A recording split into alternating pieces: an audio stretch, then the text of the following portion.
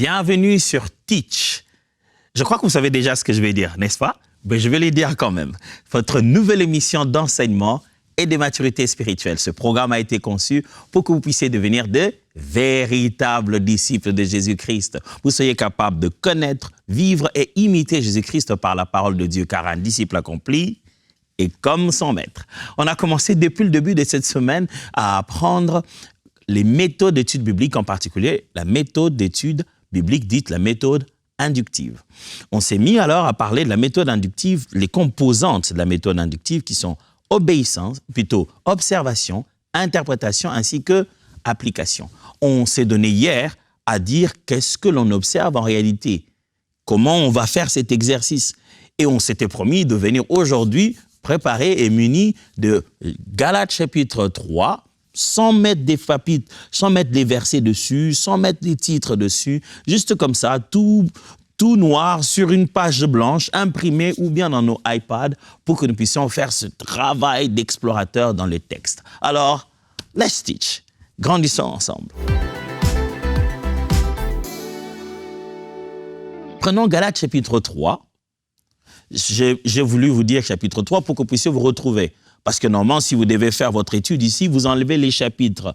Si vous voulez faire une étude comme ça, approfondie. Mais chapitre 3, ça sera du 1er au 9e verset. Parce que vous le savez bien, si on doit faire tout Galates, ça nous prendra beaucoup plus de temps que ce que nous prenons d'habitude. Mais le but ici, c'est de nous montrer comment ça fonctionne. Galates chapitre 3, verset 1er au verset 9.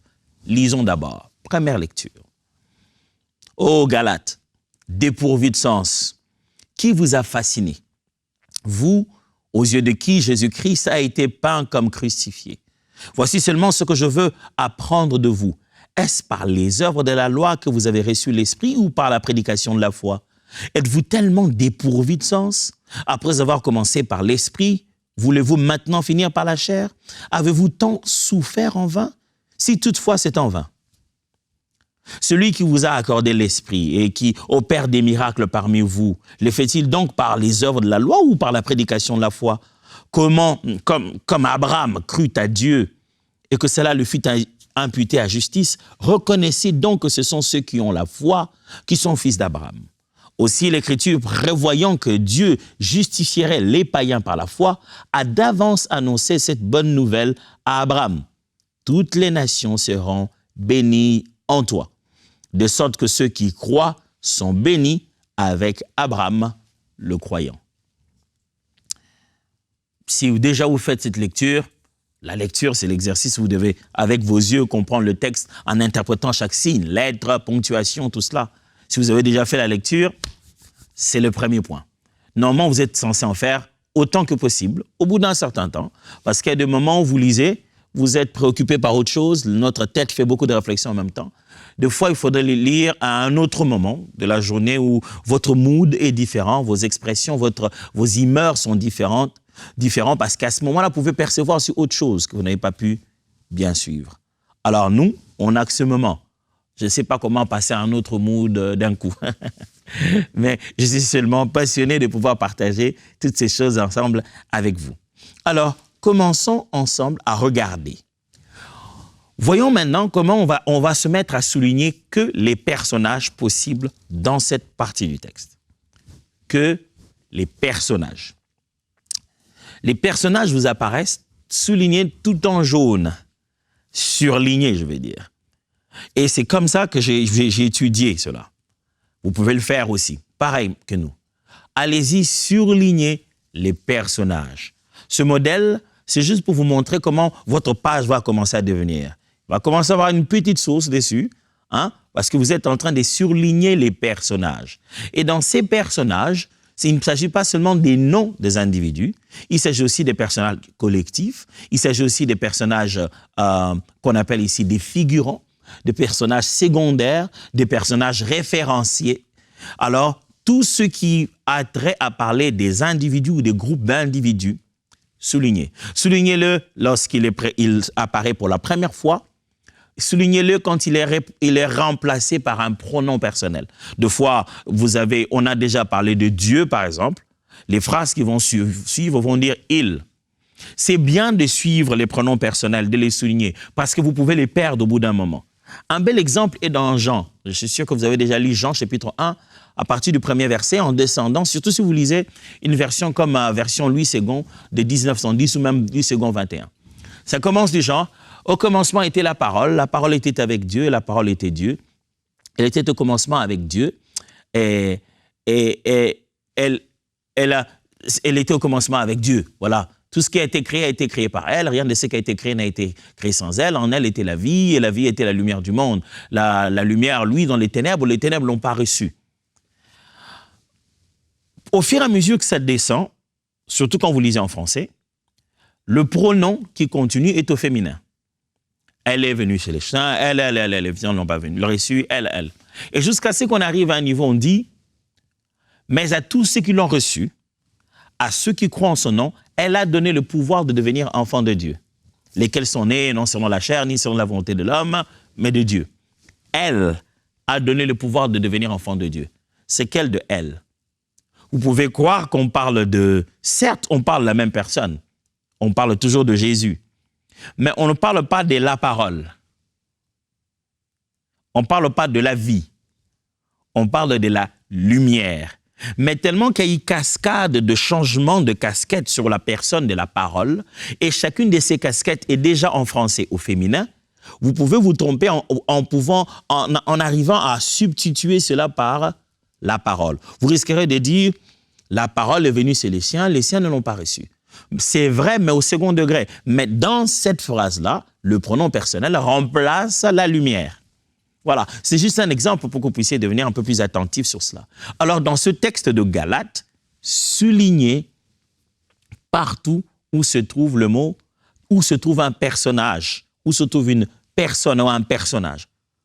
Alors, tout apparaît en jaune comme ça. Par exemple, au Galates, c'est un personnage, dépourvu de sens, qui vous a fasciné, vous. Le vous là, c'est Galates toujours, aux yeux de qui Jésus-Christ, c'est Jésus-Christ qui doit être souligné là-bas, a été peint comme crucifié. Voici seulement ce que je veux apprendre de vous. Je là, c'est qui? C'est Paul. De vous là, c'est qui? C'est les Galates. Est-ce par les œuvres de là que vous avez reçu l'Esprit? Je souligne l'Esprit ici parce que l'Esprit n'est pas une chose, il est une personne. Vous n'avez pas reçu de l'argent, vous avez reçu une personne. C'est pourquoi je souligne l'Esprit ici. Parce que vous voyez, on est dans un contexte particulier, qui est le contexte de la Bible. Vous ne pouvez pas juste souligner comme vous connaissez la règle du français. On vous dira, bon, vous avez reçu l'Esprit. Bon, ils ont reçu. Non, l'Esprit ici, c'est l'Esprit Saint et c'est une personne. Donc, ainsi de suite, vous prenez le temps à souligner que les personnages. Après, prenez une autre couleur de feutre ou de marqueur ou allez dans l'outil des marquages et changez de couleur. Commencez maintenant avec moi, petit à petit, toujours dans cette même portion de Galates chapitre 3, versets 1 à 9. Commencez maintenant à marquer seulement les verbes. Et quand vous marquez les verbes, rassurez-vous que vous avez bien groupé les éléments qui montrent le temps de ces verbes. C'est à ça que ça ressemble. Maintenant, prenez une autre couleur. Moi, j'ai pris la couleur verte. Ici, j'ai détaché la couleur jaune de la couleur verte pour que vous puissiez voir l'effort de la couleur verte. Mais normalement, sur votre page, vous commencez déjà à avoir deux couleurs. Ça va être une deuxième couleur. J'ai souligné et je surlignais ici les verbes. Quand je dis tous les éléments qui composent le verbe, parce que le verbe est deux fois conjugué dans un certain temps. Alors, le temps fait qu'il y a un auxiliaire et il y a un participe présent, un participe passé ou quoi que ce soit qui compose. Des fois, il y a double auxiliaire, il y a a été formé. Donc, d'après le temps composé qu'il y a là, que vous soyez dans un passé composé, il existe même en français ce qu'on appelle le passé surcomposé. Le jour où j'ai vu ça, je me suis dit, OK, je ne sais pas comment on va s'en sortir. Le français a tellement, il est comme une sorte de labyrinthe, en fait. Mais ici, mes amis, soulignez le verbe. Regardez, par exemple, vous avez le verbe, je vais vous prendre un exemple dans ce même texte dans lequel nous sommes. Vous avez le verbe annoncer. Il est quelque part. Il dit, prévoyant que Dieu justifierait les païens par la foi, a d'avance annoncé. Vous voyez comment je l'ai souligné tout en bas, là, vers les deux dernières lignes. Vous verrez que j'ai surligné a et puis annoncer. C'est-à-dire le verbe avoir qui est utilisé comme auxiliaire pour le verbe annoncer. Tout cela, c'est un même verbe qui est conjugué. C'est en fait le verbe annoncer qui est conjugué au passé composé. Donc, a annoncé. Donc, n'allez pas seulement chercher annoncer, annoncer, n'allez pas seulement chercher les verbes que vous voyez, cherchez très bien aussi comment c'est conjugué le temps. Parce que vous pouvez trouver des participes passés comme ça. En réalité, les participes passés, il est formulé pour être utilisé avec un auxiliaire afin de démontrer le temps. Alors, vous trouvez un participe passé, c'est a annoncé ou bien avait annoncé. C'est à partir de l'auxiliaire que vous voyez la complexité du temps. Alors, soulignez le verbe en voyant le verbe lui-même, le radical du verbe, ainsi que son auxiliaire qui l'accompagne. Ça vous permet de savoir dans quel temps ça se trouve. Continuez à rassembler ces éléments. Vous allez voir comment tout ça va être intéressant et comment ça va clarifier tout ce texte. Après avoir donc rempli votre texte de couleur verte maintenant, ces couleurs ne sont pas universelles. Ça, c'est les couleurs que moi, j'utilise. Alors, j'aime bien garder une même façon de faire des couleurs d'après les études pour que je puisse me souvenir, dès que je vois mon texte, je sache très bien de quoi il s'agit. Mais vous pouvez prendre vos couleurs à vous, comme vous voulez, rose, bleu, comme vous voulez. Mais ayez une couleur pour une étude, une autre pour une autre. Des fois, une étude fait que le même mot se retrouve, ou bien la même phrase se retrouve dans deux études. Alors là où vous avez surligné avec une couleur, après, souligner avec une autre. C'est-à-dire, une même partie peut être là, peut se présenter comme un verbe, mais après, c'est un concept répété. Si vous avez surligné avec une couleur, deuxièmement, souligner avec une autre. Comme ça devient intéressant. Oh, la Bible n'a jamais été aussi intéressante pour vous.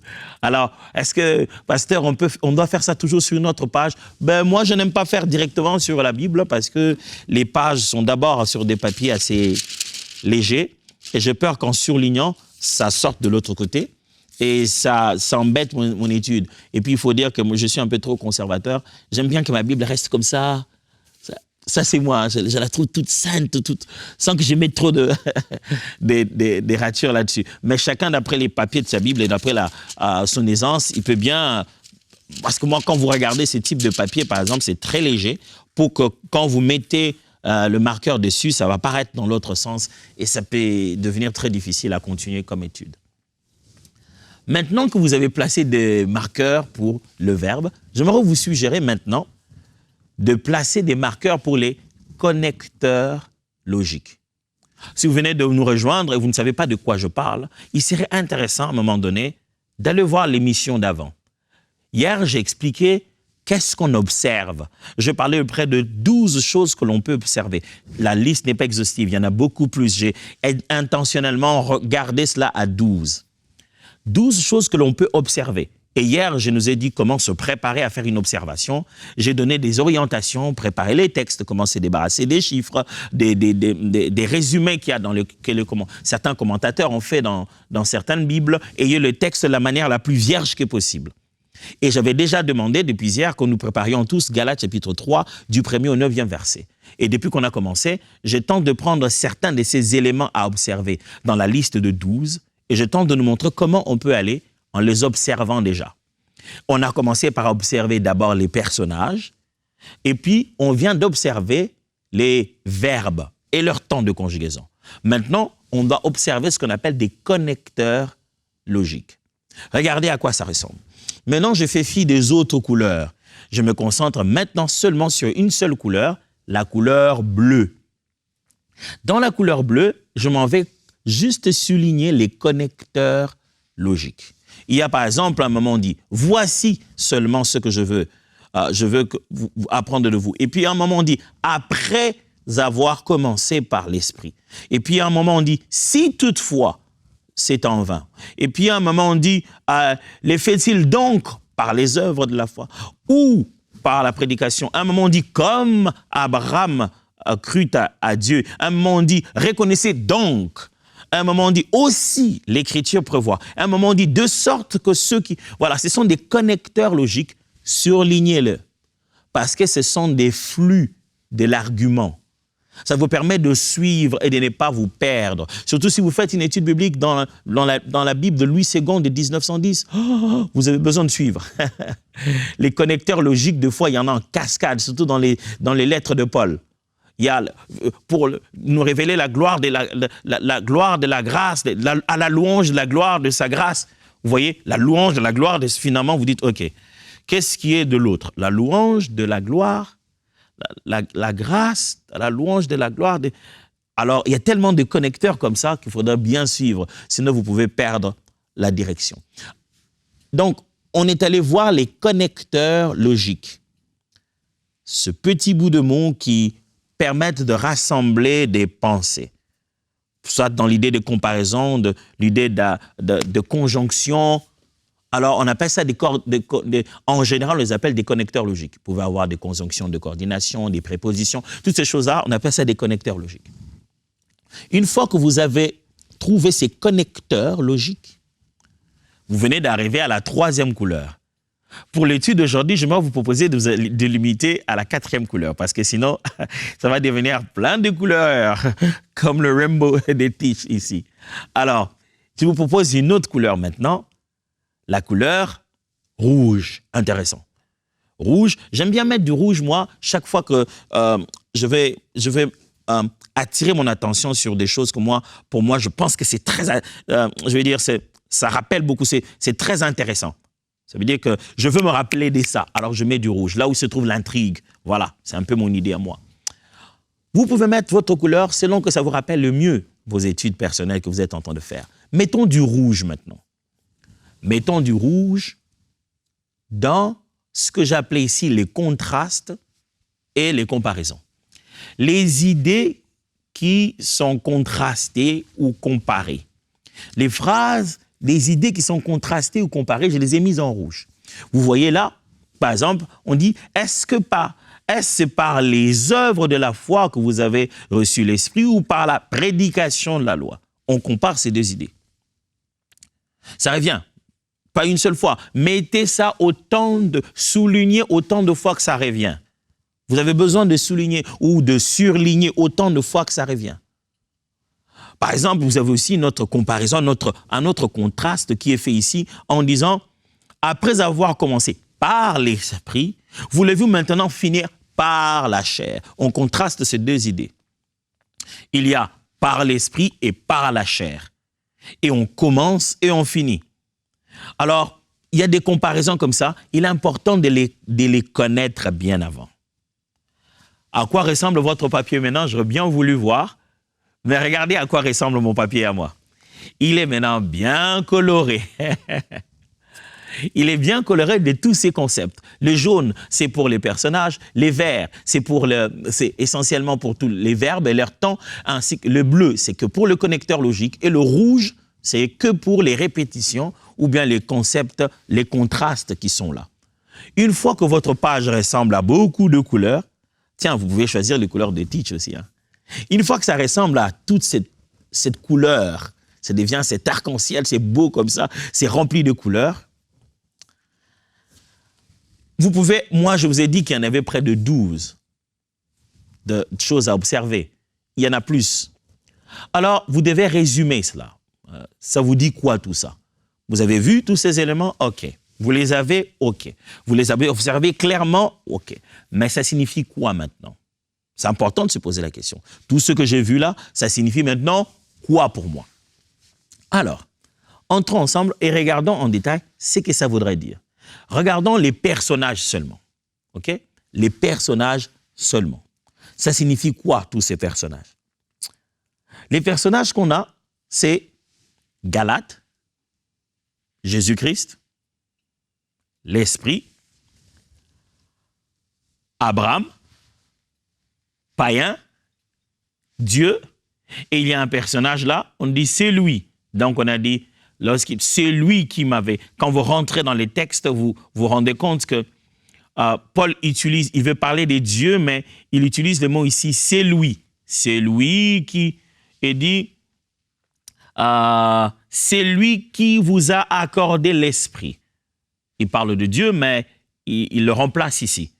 Il n'a pas utilisé le mot Dieu. Il dit c'est lui qui vous a accordé l'esprit. J'insiste sur ça parce que quand vous êtes en train de découvrir les personnages, ne regardez pas que les personnages principaux, ceux qui sont en action, pas seulement le sujet, pas seulement les compléments, pas seulement les personnes qui sont citées nominalement. Tenez compte aussi de répétitions, des allusions, des personnages secondaires, ainsi de suite. Alors, les personnages, on est en train de résumer tout ce qu'on a fait là. Les personnages, Galates, Jésus-Christ, je. Il y a même un personnage que j'appelais je. Pourquoi? Parce que là, nous sommes dans un moment où Paul ne cite pas son nom. Il dit je. Je, c'est qui? Je, c'est l'auteur. Je, ce n'est pas vous qui lisez. Je, c'est l'auteur. Et vous devez savoir, je, ici, c'est qui? À quel moment, quel auteur qui est là? Parce que quelquefois, un auteur peut citer un autre par discours direct. C'est-à-dire qu'un auteur, quelqu'un est en train de citer quelqu'un d'autre. Il dit, ah, je suis arrivé chez nous à la maison et ma mère m'a dit, je suis fatigué de t'attendre. Je arrive, mais à un moment donné, le je n'est plus le même. Je suis arrivé à la maison, c'est moi l'auteur. Ma mère m'a dit, je suis fatigué de t'attendre. Le je, cette fois-ci, c'est ma mère, pas moi. C'est un discours direct, c'est ma mère, je fais parler ma mère. Et si vous ne suivez pas de foi le texte, vous ne savez pas à quel moment l'auteur fait parler les personnages. Surtout quand vous lisez les Actes des Apôtres. Celui qui parle en grande partie dans les Actes des Apôtres, le jeu des Actes des Apôtres qui raconte l'histoire, c'est Luc. Mais à un moment donné, il commence à faire parler les acteurs à l'intérieur. Il fait parler Paul, par exemple. Pendant un long moment, c'est Paul qui parle. À un moment donné, Luc vous dit, alors, nous allâmes à tel endroit et j'ai... Mais c'est qui parle? Ce n'est plus Paul. C'est parce que celui qui raconte, c'est Luc.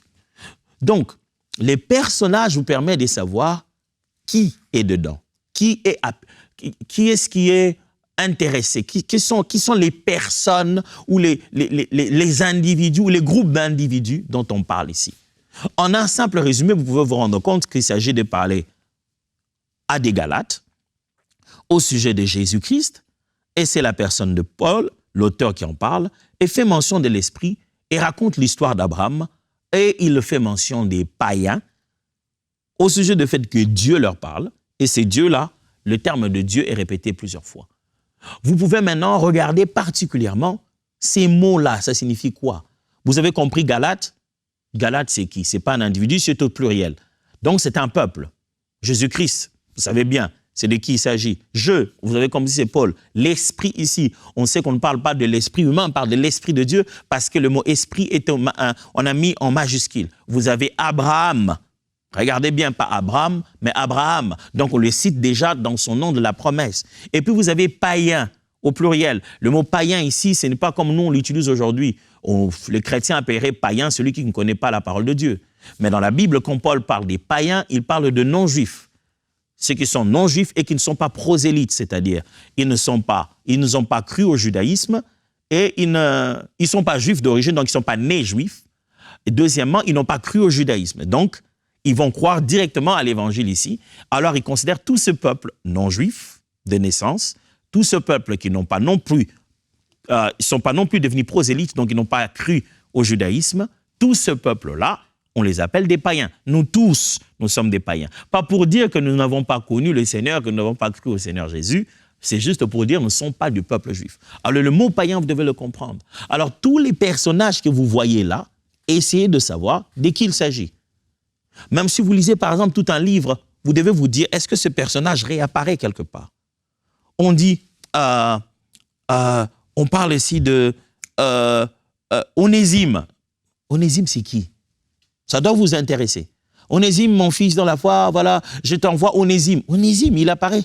C'est qui Onésime? Regardez dans le livre, dans le texte, dans le livre où vous avez trouvé Onésime, où est-ce qu'il apparaît, combien de fois? Et maintenant, vous devenez intéressé. Vous mettez à côté, là où vous posez vos questions, c'est qui Onésime? Par exemple, dans ce cas, vous pouvez vous dire, païen. Deux points, ça signifie quoi? Vous allez chercher les réponses après. Ça, je vous apprendrai comment on le fait. Deuxièmement, par exemple, après avoir vu les personnages, nous avons vu des termes répétés. Les termes répétés à l'intérieur, par exemple, c'est esprit, loi, foi, prédication, seul, œuvre, seul, Abraham est répété, œuvre de la loi est répété, parole de prédication de la foi, c'est répété. Ce sont des termes, par exemple, que vous trouvez plusieurs fois revenir. Donc, la répétition des termes vous montre le cadre, la discussion qu'il y a. On parle de quoi? Ce dont on parle revient plusieurs fois. Je suis en train de vous parler de l'observation, observer, méthode d'étude, indiction. Donc, ce sont ces mots qui vont revenir dans mon discours. Les répétitions vous montrent le cadre ou bien le sujet qui est exploité et vous montrent aussi l'importance que l'on accorde à ces mots qui sont répétés. Troisièmement, regardez par exemple les contrastes et les comparaisons. Œuvre de la loi, prédication de la foi. Commencer par l'esprit, finir par la chair. Dans votre tête, vous pouvez même commencer à être capable de faire des tableaux, n'est-ce pas? Vous mettez une chose d'un côté, une autre de l'autre. En tant qu'étudiant de la Bible, vous commencez à savoir qu'est-ce que la Bible me dit de faire, qu'est-ce que me dit de ne pas faire, quel exemple la Bible me demande de suivre, quel exemple elle ne veut pas que je suive, quelles sont les choses que la Bible veut que je distingue. Les contrastes et les comparaisons permettent à ce que tu sois un bon disciple qui sait distinguer. Souvenez-vous ce que Paul a dit à Timothée, que tu n'aies pas à rougir, que tu sois un ouvrier fidèle qui n'ait pas à rougir et que tu puisses dispenser fidèlement la parole de la vérité. C'est-à-dire, tu puisses bien distinguer, séparer droitement la parole de la vérité. 4. Ouvre-vie, par exemple, des verbes et leur temps. Dans ce texte que nous avons lu dans Galates chapitre 3, versets 1 à 9, vous avez près de 24 verbes qui sont cités là-dedans. Et vous avez différents temps. Je n'ai pas voulu être très complexe dans la manière de vous expliquer les temps composés, passé composé et tout cela. Mais vous avez quand même des temps au passé, vous avez des temps dans le présent et des temps dans le futur. Tenez compte de quelle partie du temps vous êtes et quels verbes sont conjugués là-bas. Puis après, juste pour vous montrer un peu un exemple, vous verrez que la Bible dit « Ceux qui ont la foi sont fils d'Abraham. » Il dit « Reconnaissez que ceux qui ont la foi sont fils d'Abraham. » C'est important. Il n'a pas dit « Reconnaissez que ceux qui ont la foi deviendront fils d'Abraham. » Non, c'est automatique. Ceux qui croient sont. Ça te fait devenir fils d'Abraham. La foi en Christ te fait automatiquement devenir fils d'Abraham. Pas les affermissements après, pas les temps que tu feras à l'église, pas parce que tu es allé visiter Jérusalem, parce que tu as cru, de là où tu te trouves dans le monde, tu es déjà fils d'Abraham. Les connecteurs logiques, 5. On en a parlé, n'est-ce pas, les connecteurs logiques. Vous avez après, si toutefois, donc, ou, comme, donc, aussi, de sorte que. Par exemple, il dit, quand on voit, il dit de sorte que, parce que, après, vous voyez très bien que l'auteur essaie d'établir une logique ici. Il fait un argument, il compose un argument, il veut nous amener quelque part. Il a mis des comparaisons, il a mis des choses. C'est-à-dire que c'est quelqu'un qui veut clarifier une notion ici. Paul veut attirer notre attention. Il parle à des Galates sur des choses que les Galates connaissent, mais qu'il a l'impression qu'ils connaissent mal et qu'il y a de la confusion. Et le connecteur logique qu'il est en train d'utiliser, c'est vraiment pour conduire les gens vers une meilleure logique qui clarifie le concept. Et enfin, vous trouverez par exemple cause et effet.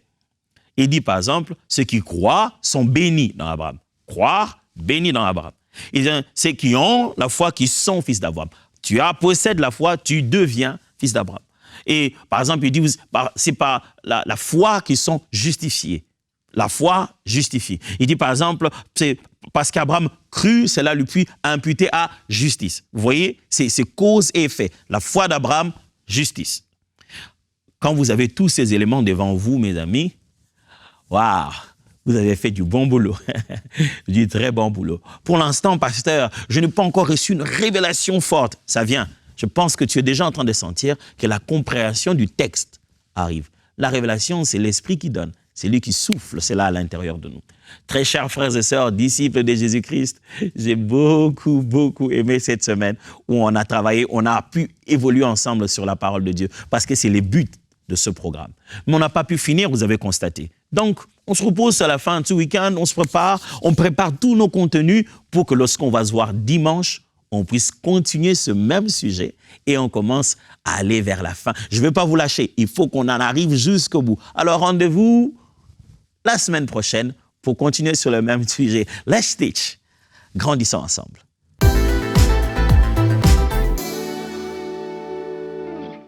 Je suis très reconnaissant pour l'application Ma Bible et ce qu'elle peut apporter aujourd'hui.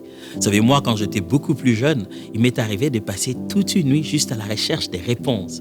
Je me souviens à la fois où je suis allé à la bibliothèque pour chercher un livre qui parlait de juste comment méditer la parole de Dieu. Et j'avais pas d'électricité la nuit. Donc, j'ai dû avoir une bougie, travailler toute la nuit pour être sûr que je voulais comprendre la Bible comme il se doit. Avec l'application Ma Bible, non seulement vous avez l'opportunité de comprendre ce qui est dans la Bible, mais vous avez des commentaires vidéo, la capacité d'avoir ces réponses même en plein milieu de la nuit. Devenez partenaire avec EMCI et aidez-nous à apporter la parole de Dieu partout dans le monde. Juste sur un clic. Et la parole est partout dans le monde. Que Dieu vous bénisse. Dès maintenant, faites partie des 20 000 partenaires mensuels qui porteront la vision d'EMCI et qui l'amèneront encore plus loin. Pour faire votre don, rendez-vous sur emcitv.com/20 000.